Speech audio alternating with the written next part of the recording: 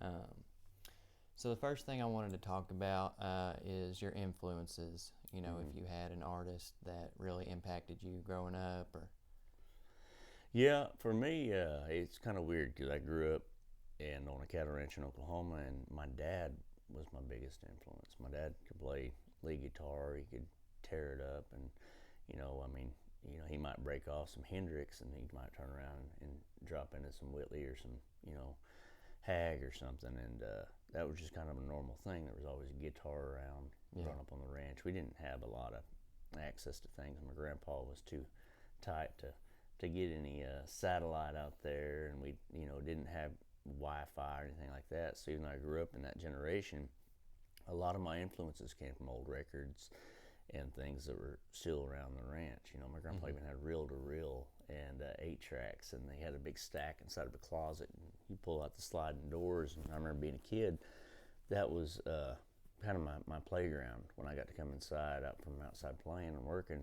Mm-hmm. And I'd pull up old Marty Robbins and Letty Frizzell and that kind of stuff. And my dad had this very unique sound, like me, and it was like Keith Whitley. When I heard Dad sing, Mm-hmm.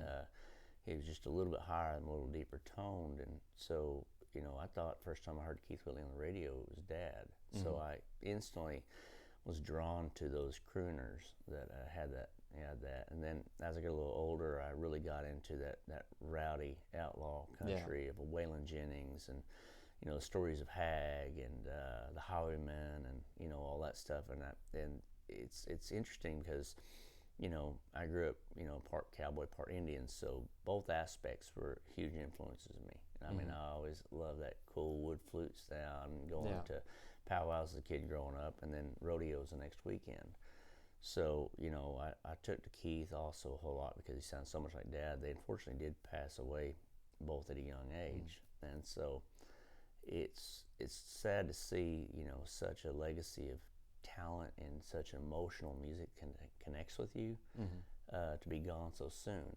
Yeah, And it's amazing, though, to see how much it lives on. And I think, right now, for some reason, um, that music is really hitting home for a lot of people. yeah, yeah. It is. I think a more authentic sound and traditional country is really coming back.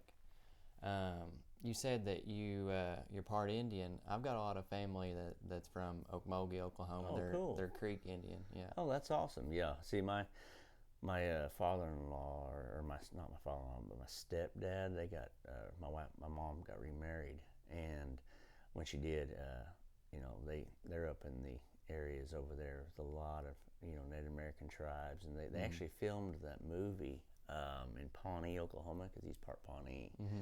And see, I'm Cherokee and Blackfoot. I always Okay. tell everybody I'm half cowboy and half Indian, so I just get drunk and shoot it myself. So, but yeah, they filmed that one that Leonardo DiCaprio I think was in. I can't remember the Mm-hmm. name of it.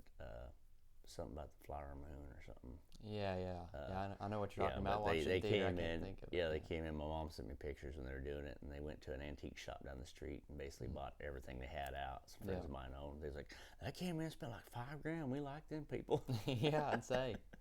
But yeah, no, that's really awesome, man. It's so much that like you meet people when you're traveling. Mm-hmm. Everybody has that heritage of I'm Osage, I'm Pawnee, Yeah. I've got this and this and this and this, and my step grandmother also is Osage, and Mm-hmm. so Grandpa gets to save some money on Yeah.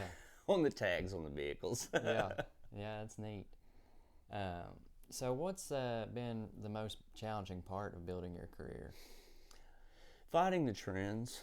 I've never been a trend guy. I've Mm-hmm. always been kind of my own path, and doing what makes me happy, doing what I enjoy. Yeah.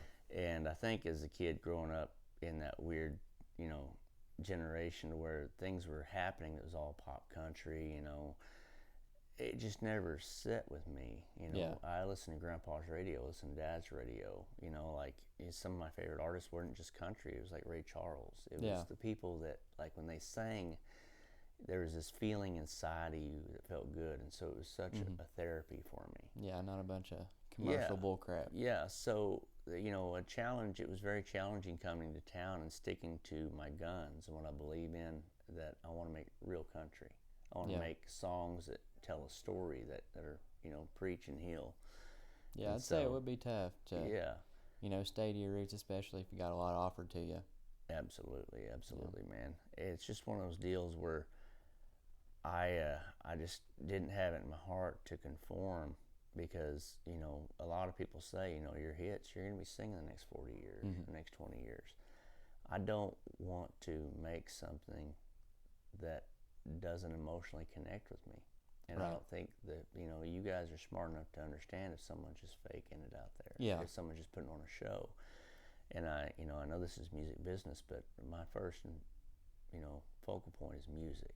Yeah. The business side comes when it has to, but when it comes to, I want to be honest with my fans, my supporters, and the people who've been there from the get-go. And if I jumped on the next bandwagon just to do something, it wouldn't set well with me. Yeah, I don't blame you. And I do think music has changed a lot, especially in the past year. What do you think about how country music is headed?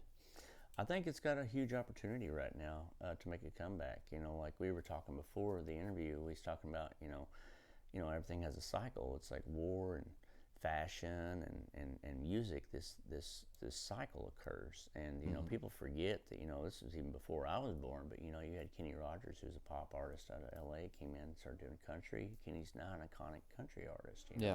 The Gambler and stuff like that. And so, for me, it was one of those deals where I knew it was coming, and I knew I had to be patient. But it's such a blessing now the last few years to see artists like Cody Jinks and Cody Johnson and Zach Top currently now, and I'm very pleased to see that kind of movement. The TV show Yellowstone. There's television has a huge influence on what's to come.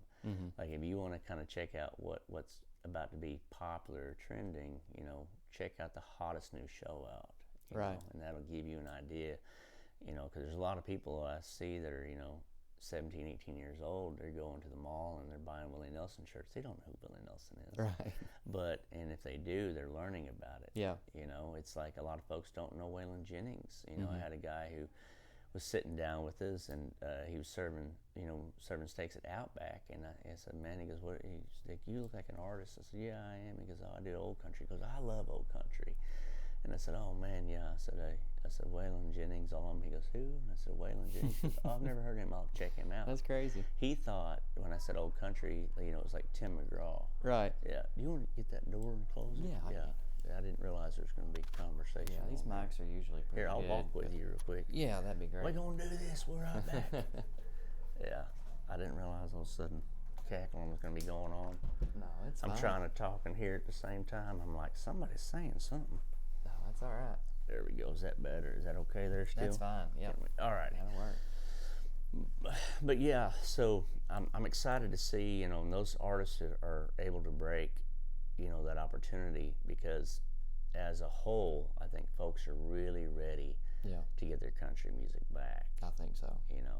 I don't think there needs to be a savior of country music, as someone would say, you're going to save country music. I've had people post things like that.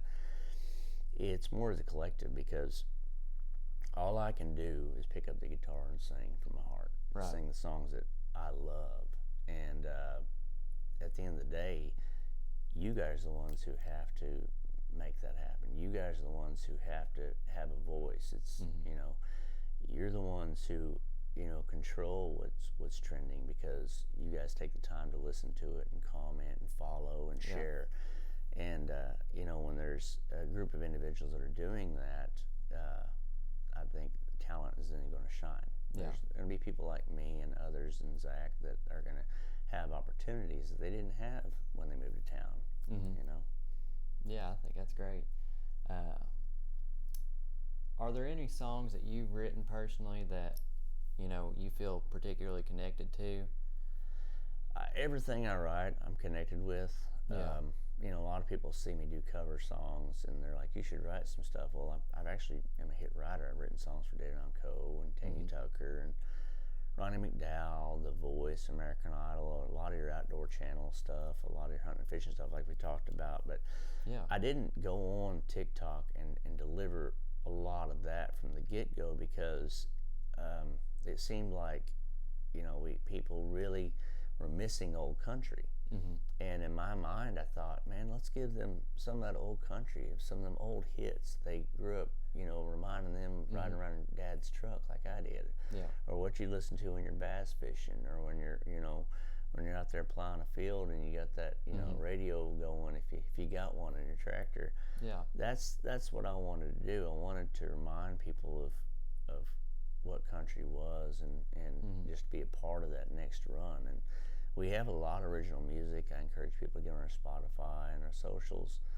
But, for me, it's cool because I get to now learn some of the stuff I sing along to on the radio. We don't always know the song when we go in. And you might have been singing along with the radio for 10 years to it, or 15 when you're younger. And now you sit down and you actually get to lay your version down of that. And the response has been insane. It's been phenomenal. Yeah, that's good.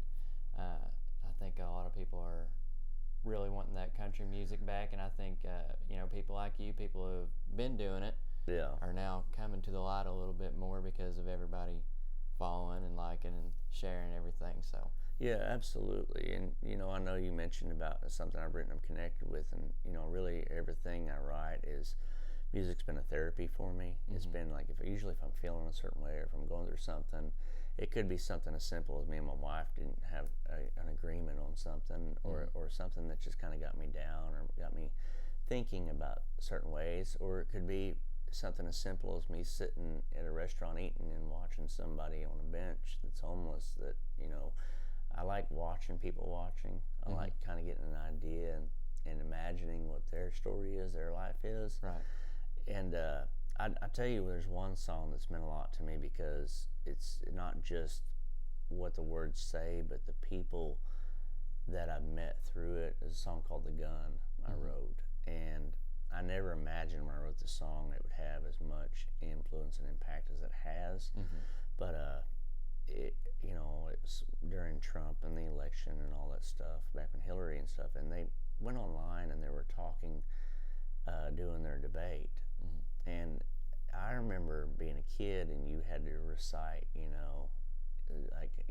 Abraham Lincoln's address, or you had to watch speeches of JFK and all these different things. And I noticed that, back then, the composure of those people were addressing issues to us, to how they're going to resolve those. There was an etiquette. There was a certain grade of class. And I didn't see that on either side from them. They weren't really addressing issues. They were more like two kids on a playground throwing mud at each other's faces. Like it was like, trying to one up each other. And I feel like they were really missing the purpose of what they're there for. They're there to address issues that we want to hear how they're going to be resolved as a whole, because we have to come together and have to have a clear understanding of what that is. When the gun came on and the our riots, and they started doing that again, I shut it off and I wrote that song about 10 minutes. And it's the gun speaking. It's not saying it's right, it's not saying it's wrong, it's not saying good, bad. It's just literally laying out a story from the gun's perspectives, as if it's talking and it doesn't know any better. And it really hit people on both sides. Is that something? Go ahead. Yeah, go. What were you Is that something that you set out to do? Was it impact people with that song? Well, for me, it just frustrated me, and I wanted to say something that delivered a message. Yeah. That really hit on the subject and wasn't one way or another. I didn't want to say, "Oh, I'm pro-gun." I mean, I hunt, I fish. We founded this country on the capabilities to do that. But for me, I wanted to put out a way to deliver something for the listener to make their own opinion. Yeah. To hopefully with that song help clarify certain things. Like you can't blame an object. It doesn't do anything. You set it down, it just stays there. Yeah. But so we have to now start holding ourselves more accountable. What we allow, what we regulate, how we do certain things. And I met Samuel Davis, who's the real Forrest Gump. And a lot of people don't know if there's a real Forrest Gump. But yeah, it was based upon him. And Sammy is one of my best friends. And we went down in Alabama and met. And Sammy, I gave him that song before it had released. And he told me the next day, he's like, I was sitting in my bunk that night in his bed, and he goes, I listened to that song 17 times. He said, and tears in my eyes, like it brought joy to me, and I really connected with that song. And he asked me if that could be his song and be his, life song, because they're going to do a real documentary, not just the Forrest Gump, but the Hollywood version, but his version too of real storyline, things like that he's going to tell his part, and that's going to be the theme. That song's going to be the main song for that. That was a huge influence to me, because Sammy's just one of the kindest people, but has given so much for this country and continues to go out and be an advocate for us as Americans, and tell his story and things like that, which is an amazing story. Yeah. And then shortly after that, Waylon Jennings' grandson, Way Jennings, reached out to me. He had heard the song. He loved the song. He goes, I've got to cut this. I wish I would have wrote it. And I had already released a version. I said, yeah, man, please do. I'd be honored. So, anytime you got the Jennings family calling you, and Way's been a good friend of mine. I produced a Christmas song on him. We've got a cut on pretty much every record out there. He's got one called Home now that is another song about a soldier being out and gone, and he's just thinking about home the whole time. He's ready to get back home. So it's those songs. I think there's two kinds of music. There's music for the times, and there's timeless music. And I want to make timeless music. I want to make music that never dies, never gets old. You listen to some of that Merle stuff, and all the people that we grow up listening to and we love, that are dead and gone, but their music is still living on and impacting you. Yeah, I was just thinking about that the other day. I was thinking about Working Man's Blues and how that was just an older version of Oliver Anthony's new song, Exactly. And you see so many transitions of songs, and I mean, there's only so many chords on a guitar and only so many words in the English language. So when you say things, you're going to step on toes on stuff, because they're influences, and you hear that in your music. I think when people hear me sing, they hear a little Merle, they hear a little Randy, they hear a little Keith, and that's a compliment to those artists, because they were inspiring. They were inspiring me, and they were very influential in the path that I chose to take. Yeah, that's great. So what are some things that you're working on right now? Wow, we got some stuff that we actually can't talk about yet, but I'm very excited. We lay a lot of songs that's got a lot of depth to them, a lot of weight. Every now and then I'll get in the mood to just drop some stuff that's fun. Yeah. And I felt like the world has had a lot of weight on them. I didn't want to weigh them down with anything too heavy. So this record that we're working on right now is really just a lot of fun. Getting out and dancing, being at the lake and partying, having a good time, grabbing your lady and, spinning her around on the floor and listening to some songs. So I'm really excited about this project. I'm working with, some buddies of mine, and Joe Spivey, obviously, and I got another gentleman. And, we laid some stuff down, and it's just fun. It's one of those times, you catch yourself tapping and dancing along to it, but you don't know the lyrics, yet. And I want to get that out there. We got some other projects we got in the can as well, and we're seem to be doing really well on TikTok. Thank you guys, by the way, for that.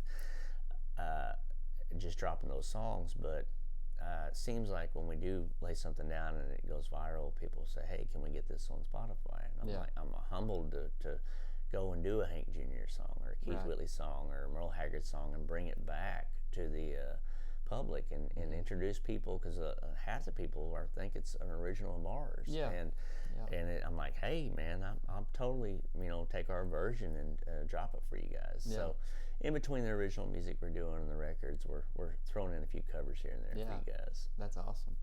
I wanted to go back. You talked to me a little bit before. You were writing songs for the NWTF. Yeah. So tell me how exactly that came about. I just grew up hunting and fishing, and that was my world. It always has been. If I'm not on stage, I'm in the woods or on the water, and that's just where it's home to me. Allows me to get my thoughts and stuff. There's nothing better than sitting in a deer stand and just listening to the woods around you. I fell asleep a couple times. I don't know how safe that is, but I get some good rest up there, dude. And so when I came to town, turkey hunting wasn't huge in Oklahoma like it is here. If it was, we didn't know about it. We just deer hunted, and turkey season come around, we saw a turkey, we'd shoot one, and be more of a fall hunt instead. But I had a buddy who wanted to do some sponsorship stuff with us, and they said they'd be at the NWTF. So I said, okay, what's that? He goes, National Wild Turkey, Federation Convention. Now I went in there, I tell you what, man, that sound will stick with you for at least 2 weeks after you leave there, because all you hear is turkey calls all day long, just going crazy.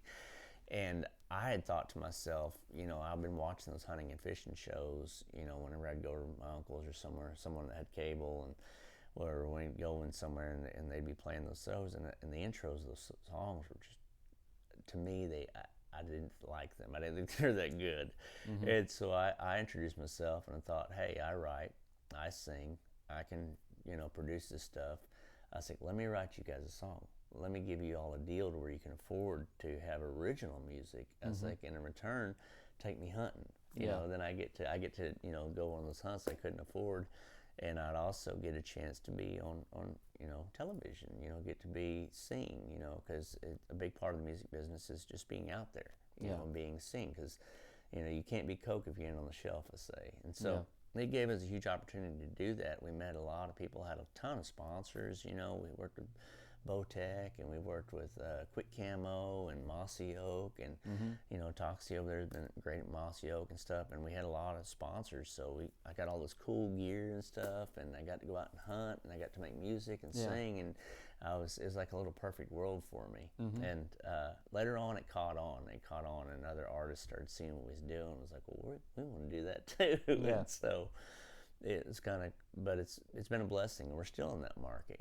Like I work with Jared Higginbottom from Yakima Baits and stuff, and we've been working on designing a fishing lure and stuff. Oh, that's cool. Lure, and and then I'm still working with Quick Camo, and I have my own camouflage pattern that I want to use, because the Oklahoma region, you don't have a lot of camo patterns that have that Oklahoma fall colors, red leaves and stuff like that, some orange, yellow, and I think those kind of colors would be tremendously useful in the Oklahoma region, that little brush area. That's and cool. So it's man, it's been a blessing. Yeah, we need to go hunting or fishing sometime. Oh, you can threaten me a good time. I dare you. I live about 5 minutes from a lake called Cave Run Lake. It's the muskie capital of the South. Woo. Yeah, we get all kinds of world records out of there, state records, all the time. That's funny. Yeah. There was a guy up there that was a guide on Del Hollow, and he had a TV show, and we did a song for, and he passed on. His name was Crash.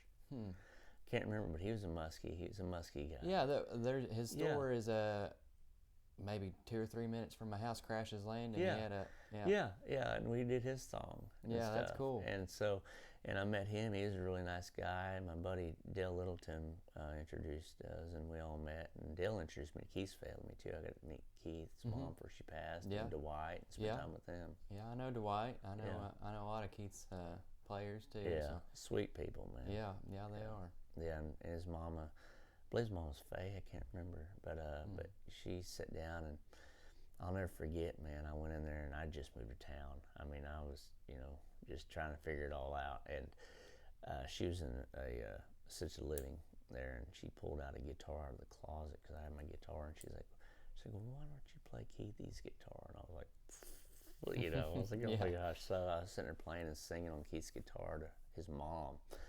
And I got getting ready to start picking in her room. She goes, I think we need to just get everybody to listen to this. So they rounded up everybody in the assisted living, all went in this little area, and they all sat down in chairs, and they stuck me in front. And I had my hat off, my hair down at the time. Don't ask me why or what the reason for that was, but I sat down and had my hair down. I had long hair ever since I got out of the Navy, and I'm sitting there and I start playing, I think I was doing 10 Feet Away, Alone at a corner table. I love that song. Yeah. And we were sitting there, and she walked up like this to me, and as she's walking up, in my eyes, it looked like this woman was getting ready to come here and strangle me, And so she didn't. She brushed my hair behind my ears and patted me on the cheeks like this, and just kind of looked, and it was really cool, because when Faye was looking at me, it's like she was looking through me, and I knew that me singing her son's song brought him back in a memory, or him, you know, she saw him. Yeah. And that was one of the biggest compliments I ever had, because I got done and I'd come off the stage, and people that knew, you know, Keith and his mom and everybody said, she goes, "You used to do that to Keithy all the time." Oh, yeah. And I was like, oh, wow. So I was like, I never met Keith. I wasn't old enough. He passed away, and I was a little bitty tyke. But, you know, to be able to grow up and admire, have such an admiration for somebody, and be able to be a part of their family, or part of bringing back their memory, it was a very humbling experience. Yeah, I bet. That's incredible. Keith's, in my mind, the greatest to ever do it. He's my idol. Yeah. Yeah, he is. He is. And since Dad and him was so relatable, you know, Keith was one of my favorites. Absolutely. Yeah. Yeah, it's just about the emotion. Yeah, yeah, it the is. way it hits you, you're like, whew. Yeah, there's something about his voice, man. It's incredible. Yeah. I appreciate you coming and doing this with me. I'm still new to it. It's my second one, so. Well, hey, man, you're doing a great job. And I know you'd mentioned you wanted us to pick something, so if you want, I'll grab this guitar here in a second, and we'll get at that. That'd be great. Thank you. Absolutely, brother. Pleasure. Thank you all. Thank you guys so much, too. All right, y'all, I'm CJ Garton, and we're here with Lawrence with Conn's Country. They asked me to do a song. I'm going to do a little digging up bones for you guys. If you do love what you hear, we thank you all for listening, and please check out CJ Garton, CJ Garton. Find us on TikTok, Spotify, streaming, pretty much everywhere and anywhere that they have social media we're on, and we really appreciate you guys.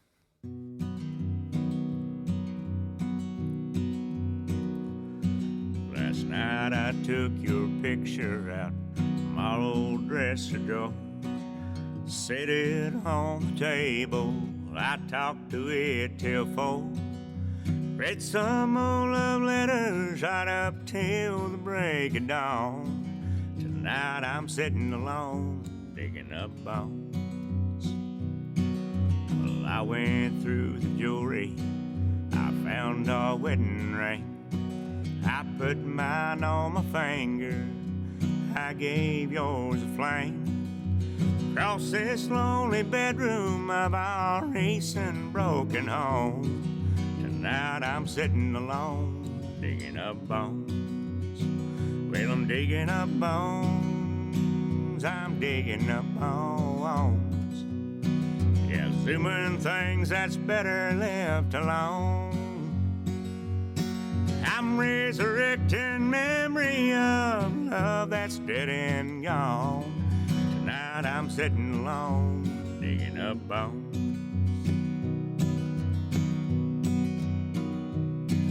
Well, I went through the closet, I found some things in there, like that pretty negligee that I bought you to wear. And I recall how good you look each time you had it on.